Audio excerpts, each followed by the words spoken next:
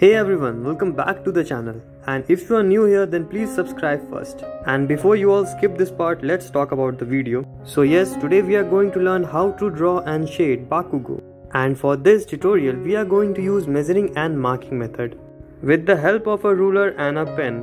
So that's all the intro. Now enjoy the video.